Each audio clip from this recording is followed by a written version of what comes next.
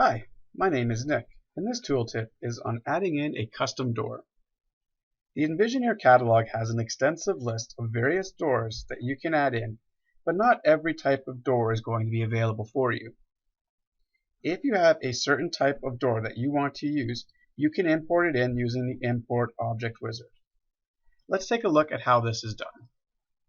We first either need to create the door or we need to find a door online. I have actually created a door in Sketchup that we're going to use. So I'm going to open up Sketchup just to bring up that door. So in Sketchup, I have actually added in the frame of the door leaf, the door handle, and the 2D plan view. I've also isolated these with their own colors. So that way when I bring them into Envisioneer, they can be assigned different materials. So as you can see here, my door handle has one color, my door frame has a different color, and my door leaf is actually using the default SketchUp material. And just a quick tip with this when using SketchUp, always leave one of your elements in your file set to the SketchUp default material. That material is always going to come over to Envisioneer when you import it. So by having it assigned to something, you can override the name of it and override that actual component with a new name in your Envisioneer list. So we're going to say save here. So I'm just going to go File and Save.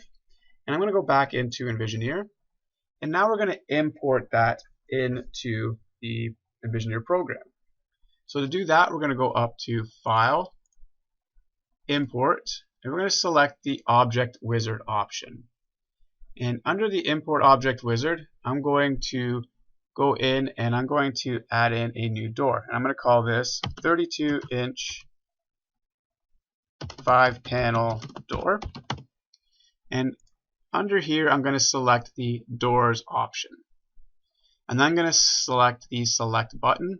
And then I'm going to select the door that I want to use. I'm going to say Open. You're going to be asked to force this to be single-sided.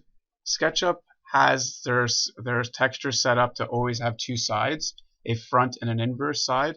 We always want to be using the front side of our objects, so we want to force this to be using just one side. This will reduce the size of the file that you're importing as well. I'm going to say yes, and we can now see that we have our door attached in our little preview here. I'm going to click Next. It's going to ask you to orient your elements. Right now it is actually set up correctly, but you always want to look at where it is in relation to the diagram in here. So the red I always refer to as the floor, and the blue is going to be the wall. So this will be inserting perfectly into a wall. So I'm going to say Next.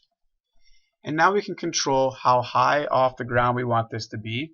So if we were importing a window or something like that, you could actually elevate this up or down. And then we also have a frame offset, and you can adjust this after the fact as well. So I'm going to leave mine set to 0 for now, and I'm going to say Next.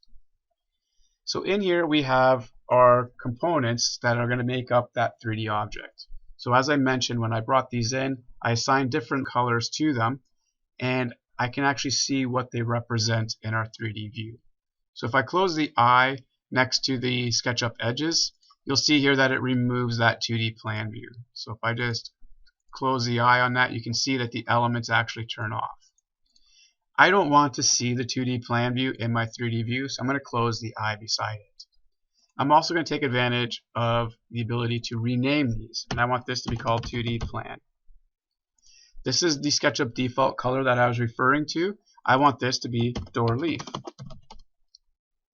I can then adjust by turning off the 3D element to see what the element is that I'm selecting, and that's going to be the door frame. And then the last one is going to be the door handle. I can then say Next. Since I've created my own 2D plan view, I don't need to create an outline of this door. I'm just going to use the 2D plan view that I created. And I'm just going to say Next. And then Finish. And now attached to my cursor is that new 5-panel door. And I can now left click and place that into my drawing anywhere that I want. When I look at the properties of this door, you'll notice here that I have an Include Opening Trim option. And I can set that up so that it always includes the opening trim. And under the details, I can control how far I want this to be offset in the wall if I need to make that adjustment. I'm going to say OK, and we can now see how that door is going to look in our design.